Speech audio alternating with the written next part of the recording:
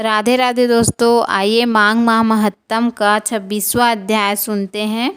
मंगलकारी देव तुम मंगल करो गणेश, जय वंदन तुम्हारे करे काटो सबके कलेश। श्री गणेशाय नमः। 26वां अध्याय प्रारंभ। पथिक कहने लगा कि हे प्रेत, तुमने सारस के वचन किस प्रकार और क्या सुने थे, सो कृपा करके कहिए। प्रेत कहने लगा कि इस वन में कुहरा नाम की नदी पर्वत से निकली है। मैं घूमता घूमता उस नदी के किनारे पहुंचा और थकावट दूर करने के लिए वहां पर ठहर गया। उसी समय लाल मुख और तीखे दांतों वाला एक बड़ा बंदर वृक्ष से उतरकर जल्दी से वहां पर आया और जहां एक सारस सोया हुआ था, उस चंचल बंदर ने कई एक पक्षियों को देखकर उस सोए हुए सारस को दृढ़ता से पैरों से पकड़ लिया और तो सब पक्षी उड़कर वहां से चले गए, परंतु सारसी भयभीत होकर विलाप करती हुई वहां ही रुक गई। नींद से दूर होने तथा भय से नेत्र खोलकर सारस ने बंदर को देखा और मधुर वाणी से कहने लगा कि हे बंदर, तुम बिना अपराध मुझको क्यों दुख देते हो। इस संसार में राजा भी केवल अपराधियों को ही दंड देता है। तुम्हारे जैसे श्रेष्ठ प्राणी किसी को पीड़ा नहीं देते। हम अहिंसक और दूसरे के कर्मों को नहीं देखते। जल की काई खाने वाले, आकाश में उड़ने वाले, वन में रहने वाले, अपनी स्त्री से प्रेम करने वाले, दूसरों की स्त्री को त्यागने वाले, दूसरों की बुराई से दूर रहने वाले, चोरी न करने वाले, बुरों की संगति से वर्जित, किसी को कष्ट न देने वाले हैं। सो इस प्रकार मुझ निरपराधी को हे बंदर छोड़ दो। मैं तुम्हारे पहले जन्म के वृतांत जानता हूँ। यह वचन सुनकर वह बंदर उसको छोड़कर दूर बैठ गया और कहने लगा कि तुम मेरे पूर्व जन्म का वृतांत को कैसे जानते हो। तुम अज्ञानी पक्षी हो और मैं वन में घूमने वाला हूँ।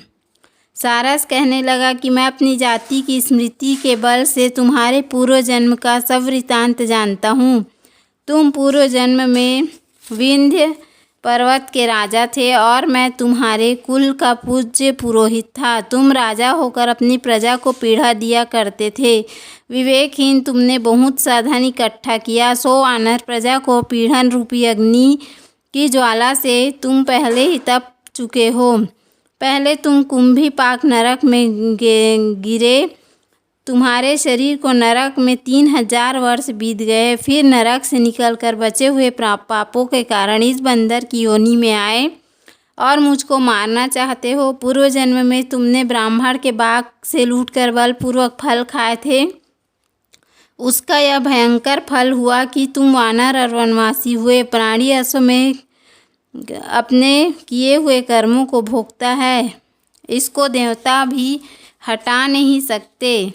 इस प्रकार मैं सारस का जन्म लेकर भी अज्ञान से मोहित नहीं हुआ। इतनी कथा सुनकर वानर कहने लगा कि यदि ठीक ही जानते हो तो बताओ तुम पक्षी कैसे हुए। सारस कहने लगा कि मेरी दुर्गति का कारण भी सुनो। तुमने नर्मदा नदी के किनारे पर सूर्य ग्रहण के समय बहुत से ब्राह्मणों के निमित्त 100 ढेर अन्न के दान किए थे। मैंने पुरोहिताई को मद से थोड़ा सा ब्राह्मणों को दिया और बाकी सब मैं आप हर ले गया। इन ब्राह्मणों के द्रव्य का अपहरण करने के पाप से मैं पहले कालसूत्र नरक में, फिर रक्त करदूम नरक में, जहाँ पर बड़े बड़े कीड़े थे और रक्त तथा पीप से भरा हुआ नाभि तक, नीचे सिर और ऊपर पैर किए हुए पीप चाटता हुआ उस दुर्गंध वाले नरक में कीड़ों आदि से काटा जाकर 3000 वर्ष तक उस यातना को भोगता रहा। मैं नरक के दुख का वर्णन नहीं कर सकता। फिर नरक की यातना से मुक्त होकर यह सारस का जन्म पाया, क्योंकि पूर्व जन्म में अपनी बहन के घर से कांसे का बर्तन चुराया था। इसको मैंने एक जुआरी को दिया, इसी से मैं सारस योनि में आया। यह मेरी स्त्री पिछले जन्म में ब्राह्मणी थी, इसने भी कांसे की चोरी की थी, इसी से यह मेरी स्त्री और सारसी हुई। यह सब मैंने तुमसे कर्म फल कहा। अब भविष्य की बात भी सुनो। अब मैं, तुम और यह मेरी स्त्री भी हंस होंगे और काम रूप देश में सुख से निवास करेंगे। फिर इसके पश्चात गौर योनि में और फिर जाकर दुर्लभ मनुष्य योनि को प्राप्त होंगे। इसमें मनुष्य पाप और पुण्य दोनों ही कर सकते हैं। इस प्रकार शिव के माया से यह सारा जगत मोह को प्राप्त होता है। न केवल हम ही परंतु इस संसार के सभी जीव प्रवृत्ति मार्ग में फंसकर अच्छे और बुरे कर्म करते और उनका फल भोगते हैं। इसलिए सब प्राणियों को धर्म का सेवन करना चाहिए। देवता, असुर, मनुष्य, व्याध, कीड़े मकोड़े सभी से यह कंटक रूपी मार्ग नहीं छूटता। केवल वेदांत जानने वाले योगी ही इस मार्ग से बच सकते हैं। इसी कारण बड़े बड़े महात्मा भी कर्म फल को टाल नहीं सकते। उपाय से तथा बुद्धि से कोई भी इसको नहीं बदल सकता। तुम पहले राजा थे, फिर नरक में गए, अब बंदर की योनि में वन वन में फिरते हो और फिर भी ऐसा ही जन्म पाओगे। ऐसा विचार कर आनंद पूर्वक और धैर्य धरकर विचरते हुए काल की प्रतीक्षा करो।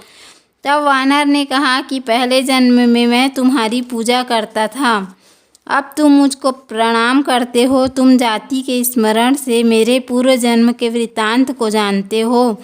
आनंद पूर्वक रहो, तुम्हारा कल्याण हो। तुम्हारे वचनों को सुनकर मैं मोह रहित होकर वन में विचरूंगा। प्रेत कहने लगा कि हे पथिक, मैंने नदी के तट पर बंदर और सारस का संवाद सुना, तब मुझको बोध हुआ और मोह तथा शोक का नाश हुआ। इस प्रकार 26वां अध्याय समाप्त। 27वां अध्याय हम कल सुनेंगे। बोलो श्री हरि विष्णु भगवान की जय। 27वां अध्याय कल सुनेंगे। उम्मीद है आपको हमारा वीडियो पसंद आया होगा। यदि हमारा वीडियो पसंद आया तो वीडियो को लाइक करें, चैनल को सब्सक्राइब करें। धन्यवाद। राधे राधे।